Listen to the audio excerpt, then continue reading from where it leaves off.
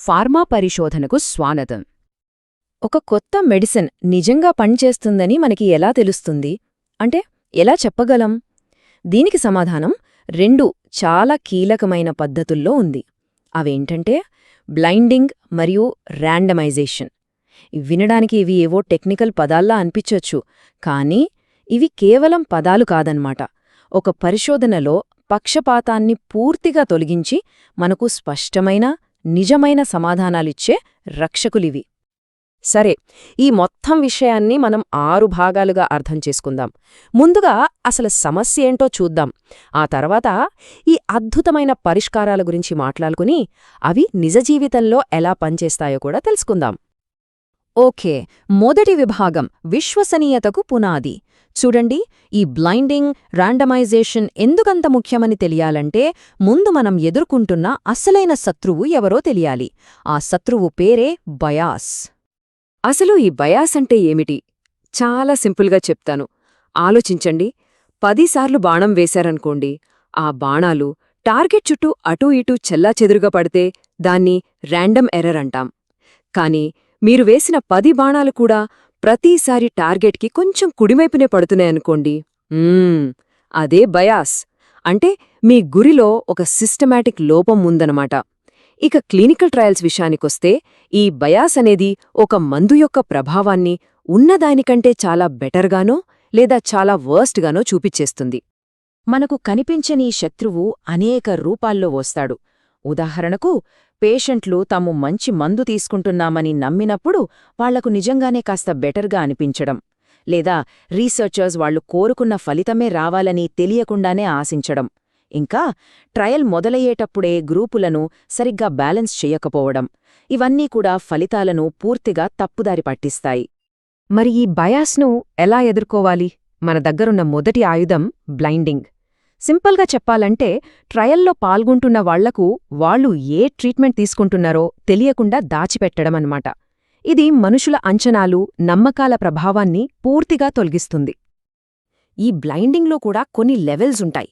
Single బ్లైండ్లో అయితే కేవలం పేషెంట్కు మాత్రమే తెలియదు, కానీ ఇన్వెస్టిగేటర్కు తెలిస్తే వాళ్లు తమకు తెలియకుండానే ఫలితాలను ప్రభావితం చేసే ఛాన్సుంది.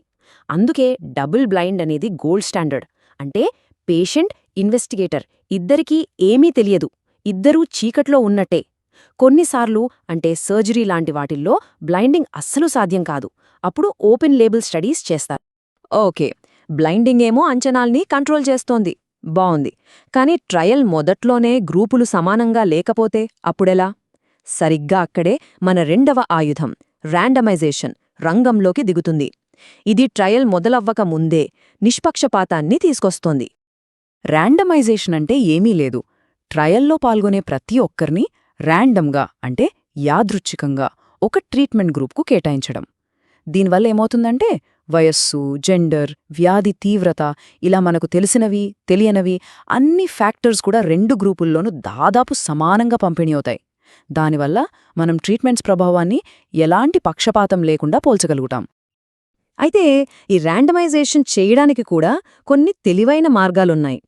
సింపుల్ ర్యాండమైజేషన్ అనేది అచ్చం కాయిన్ టాస్ వేయడం లాంటిది. చాలా ఈజీ. కానీ 10 సార్లు టాస్ వేస్తే 8 సార్లు బొమ్మ రావచ్చు కదా, అంటే గ్రూపుల సైజులో తేడా రావచ్చు. అదే బ్లాక్డ్ ర్యాండమైజేషన్ అయితే ప్రతి 10 మందిలో 5గురు ఒక గ్రూప్కు, 5గురు ఇంకో గ్రూప్కు వెళ్లేలా చూస్తుంది, బ్యాలెన్స్ మెయింటైన్ చేస్తుంది. ఇక స్ట్రాటిఫైడ్ ర్యాండమైజేషన్ అయితే ఇంకా స్మార్ట్. ఇది వయస్సు లాంటి ముఖ్యమైన అంశాల్లో కూడా గ్రూపులు 2 సమానంగా ఉండేలా చేస్తుంది. చూశారా, పేపర్ మీద ఒక మంచి ప్లాన్ వేసుకోవడం ఒక ఎత్తు, దాన్ని ఏ లోపం లేకుండా నిజ జీవితంలో అమలు చేయడం పూర్తిగా వేరే విషయం. ఇక్కడ ప్రతి చిన్న డీటెయిల్ కూడా చాలా ముఖ్యం.